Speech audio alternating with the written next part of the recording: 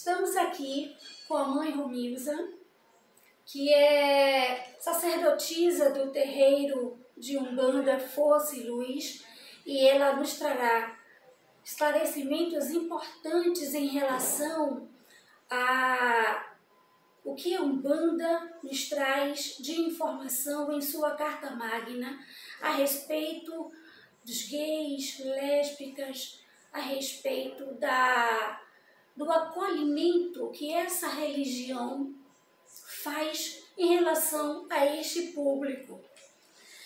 Em primeiro lugar, mãe, eu gostaria de agradecer por a senhora ter aceitado o nosso convite para essa entrevista. Mãe, como a Umbanda vê ou entende que são as pessoas do público LGBTQIAP+.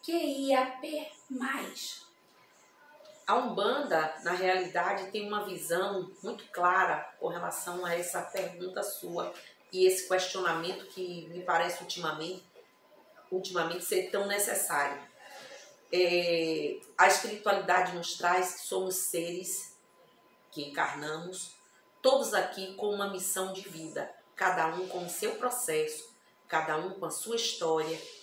E a história de cada espírito desse, que somos diferentes, já somos espíritos diferentes, apesar de guardarmos até biologicamente algumas lembranças físicas ou o que for, mas somos espíritos diferentes, justamente por isso, guardar o respeito que cada um deva ter consigo e com o outro, para que o deslanchar das vidas dessas pessoas, de todos nós, seja o mais simples e o melhor possível. Então não existe absolutamente nenhuma discriminação, não existe um olhar diferenciado, a não ser o olhar que devemos ter provocado pelos incidentes, pelos acidentes que essas pessoas recebem de uma sociedade equivocada. Essa sociedade não pode falar em nome da espiritualidade quando taxa uma pessoa que é lésbica ou homossexual de doente, que precisa de tratamento psicológico, que é uma pessoa diferenciada, todos nós somos diferenciados, mas eles não são seres anômalos, doentes, possessos ou coisa parecida, são pessoas com escolhas de vida, das quais nós devemos respeitar e os recebemos com muito acolhimento e amor, porque muitos deles trazem, isso sim nós cuidamos, as consequências que eles carregam da discriminação porque passam desde a sua infância, muitos, não só na família, como diante da sociedade. Isso é muito sério. Seríssimo, porque tem muitas dessas pessoas que se privam de uma vida que tem direito, por lei, pela lei natural da existência, da escolha do ser e de ser como é. E a gente sabe, mãe, que o preconceito, a falta de respeito, é o que levam essas pessoas a cometerem suicídios, né? A evadirem das escolas, a muitas vezes ficar em casa sem querer trabalhar, porque sabem que vão sofrer preconceito. Acúmulos de doenças, não só psíquicas como físicas. Sim. Então são pessoas que nós cuidamos sim, diferenciadamente, porque elas acarretam esses problemas que a sociedade incutem para elas e que as famílias abram os olhos, porque o primeiro apoio deve vir dentro da família, dentro de casa.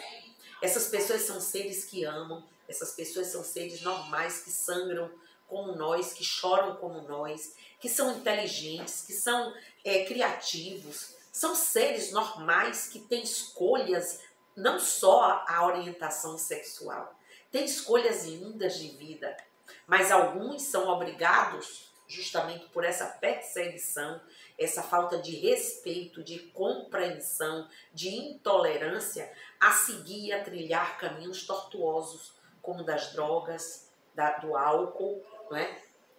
Se envolver com práticas sexuais desregradas por conta da falta de apoio familiar, de apoio da sociedade. E aí são vistas como promíscuas, são vistas como pessoas que não têm limites que desrespeitam a sociedade. Exatamente. Mãe, diga pra gente, nos esclareça do que trata a Carta Magna da Umbanda e se a Carta Magna da Umbanda traz em algum parágrafo algo a dizer acerca desse público LGBTQIAP+. A Carta Magna da Umbanda, em verdade, é um marco legal que foi criado da Umbanda, porque nós não temos um Torá, um Alcorão, uma Bíblia, e não poderíamos. Somos seres evolutivos e a espiritualidade, a todo momento, ela nos traz a novidade que nós podemos alcançar diante da nossa condição pessoal e não da deles, né? Então a Carta Magna absorveu todas as leis humanitárias, todas elas, porque por incrível que pareça, as leis cobrem, as leis estão atentas aos direitos das pessoas, à necessidade do olhar diferenciado de respeito para o outro, para a escolha do outro. E nossa Carta Magna da Umbanda, ela contempla tudo isso, ela traz toda essa força. Ela traz em parágrafos, eu agora não vou me deter em qual parágrafo, qual artigo, mas ela traz sim ensinamentos sobre, não só sobre as pessoas que fazem escolhas, são homossexuais, bissexuais, o que quer que seja. Traz sobre todas as questões sociais da humanidade. E é claro que tudo isso que eu estou dizendo aqui para vocês está contemplado nesse marco legal, que de 3 em 3 anos é reestudado e são trazidas novas informações, são trazidas novas questionamentos, né, ajustes, justamente porque nós somos seres evolutivos. Exatamente. Então, esse ajuste é muito necessário, né? Porque a verdade de ontem pode ser a mentira de amanhã. Exatamente. Então, a gente tem que rever, né? A própria ciência mostra isso todos os dias. Um conceito que hoje era adotado como certo, perfeito, adequado, protocolado, amanhã ele já sofre alterações. E assim somos nós, seres humanos, que somos espíritos, passando por uma das nossas várias trajetórias existenciais. E essa é uma grande escola de vida. E eu faço aqui um apelo, aproveitando sua entrevista, para que as pessoas passem a pensar melhor, porque não pode ser tanta gente morrendo por uma escolha de vida. Não pode continuar sendo, nós não podemos banalizar assuntos tão sérios, tão graves e que implicam na má qualidade de tantos seres humanos lindos, pessoas maravilhosas que têm muito a acrescentar para todos nós. Muito bem. Mãe, como sacerdotisa do terreiro de Umbanda Fosse Luz, que orientação a senhora dá para seus filhos e para os zeladores, né, aqui da casa? De como tratar essas pessoas, de como acolher, receber essas pessoas.